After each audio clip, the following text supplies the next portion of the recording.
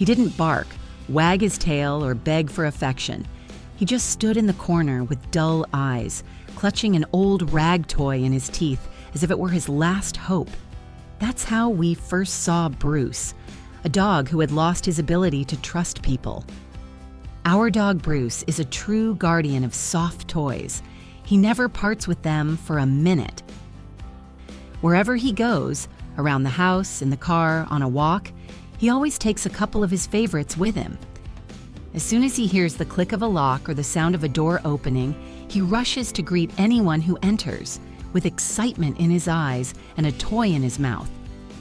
A plush hedgehog, a squeaky ball, his Lambie. Each of them has its own purpose, and each is an important part of his world. But it wasn't always like that. When we first saw Bruce at the shelter, he was sitting in a corner, exhausted and wary. We were told that he had been found in an abandoned shed in the backyard of a divorced man. He was different.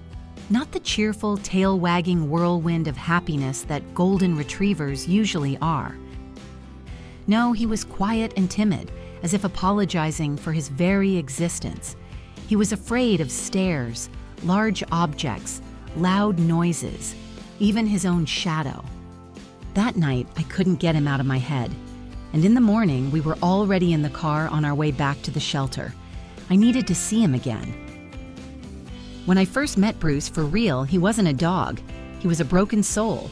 We didn't know how much pain he had been through, but we felt that the pain was deep. We decided to be there for him. No pressure, no expectations, just patience and warmth. Time passed. We gave him his first toy, a soft one that smelled of lavender. He didn't pay much attention to it for a long time, but one day I saw him carrying it in his teeth, carefully, gently, like a fragile gift. That was the first sign. I realized that something had awakened in him. Maybe for the first time in his life, he felt that he could have something of his own. And then another miracle happened. One of our friends rescued a kitten from a fire. It was tiny, covered in soot, with singed whiskers and huge, frightened eyes. He was looking for a home, even a temporary one. But as soon as we brought it home, we realized it wasn't going to be temporary.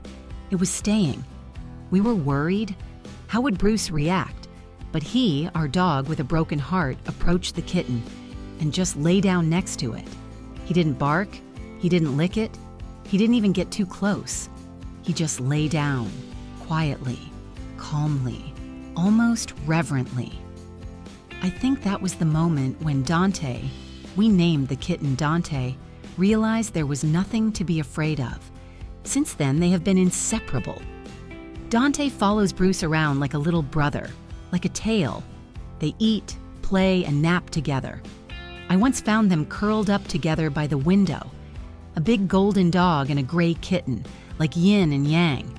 And I realized Bruce had found his safe place, within himself, and next to someone who had also been through a lot. Bruce still hates loneliness, but now that's not a problem, because Dante won't let him feel lonely. He lies next to him. He breathes next to him. He is his friend.